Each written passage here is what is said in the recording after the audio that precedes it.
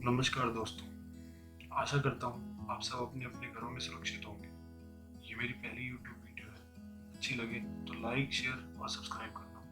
Bell icon दबाना तो बिल्कुल मत भूलना। दोस्तों, ये कहानी नहीं बल्कि ज़िंदगी का सत्य है। एक किसान था, बहुत ही सीधा मेहनती था। वो काफ़ी गरीब था। अपना गुजारा वो लकड़ी काट के और छोटे मोटे काम करके करता था। वो बूढ़ा था लेकिन वो हमेशा खुश रहता था। उस किसान के 4 बेटे थे। एक दिन वो खाने की तलाश में जंगल की ओर निकल गए और उन्हें वहां आलू का बगीचा मिला।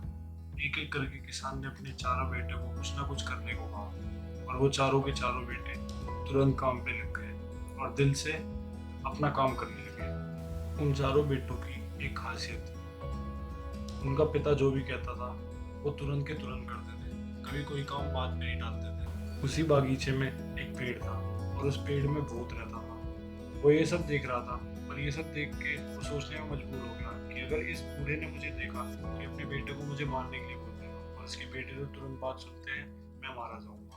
वो तुरंत पेड़ से उठ रहा और किसान के सामने रोने लगा कि अपने बेटे को मुझे मारने के लिए मत बोलना, मैं तुम्हें कुछ नहीं करूंगा, इसके बदले में तुम्हें सोना दूंगा, खजाना दूंगा, जो तुम बोलोगे मैं वो तुम्हें दूंगा, बस तुम मुझे कुछ मत करना। उसने खुशी खुशी सोना किसान को दे दिया और वो किसान ये सोना लेके अपने घर चला गया। जब बनिया अपने चारों बेटों के साथ अपने घर पहुंचा तो उसने सारी बात अपनी पत्नी को बताई। तो उन्होंने सोना तौल के बेचने का फैसला लिया। उस किसान के बगल में एक बनिया रहता था।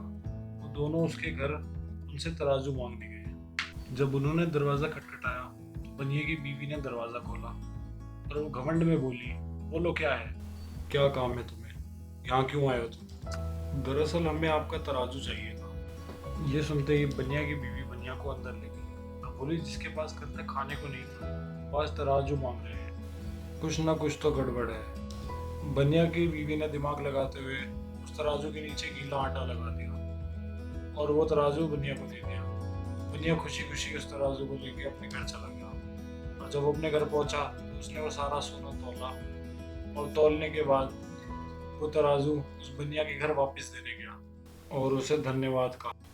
गीला आटा लगा होने के कारण कुछ सिक्के उस आटे में चिपक गए थे और बनिया की बीवी ने देख लिए। फिर वो बोलने लगी कि जाओ देखो वो इतने पैसे कहाँ से लाए, जिनके पास खाने तक को पैसे नहीं थे वो इतना पैसे कहाँ से लाए, वो भी एक रात। वो किसान बहुत सीधा था।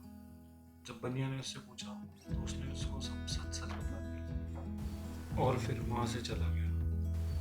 उस बनिया के भी 4 बेटे थे। उसने ये सारी कहानी उन 4 बेटों को बताई और उनके साथ जंगल चला गया, उसी बगीचे में जहाँ पे वो पेड़ था, और बोला कि चारों काम पे लग जाओ। पर वो चारों आलसी थे और वो भूत ये सब देख रहा था और वो फिर सोचने लगा, ये तो उन चारों से बिल्कुल उल्टे हैं। एक बार में बात नहीं सुनते, ना एक बार में कोई काम करते हैं। इनसे मुझे कोई हानि नहीं है। एक काम करता हूँ, मैं इन 5 को खा जाता हूँ। वो भूत पेड़ से नीचे उतरा और बोलने लगा, मैं तुम 5 को खा जाऊंगा। फिर उस बनिए ने बोला कि जब वो किसान आए थे तो आपने उन्हें खजाना दिया, हमें खा क्यों जाएंगे?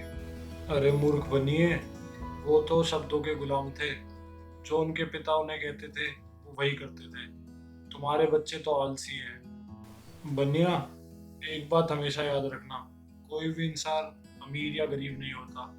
जो शब्दों का गुलाम होता है वही अमीर होता है।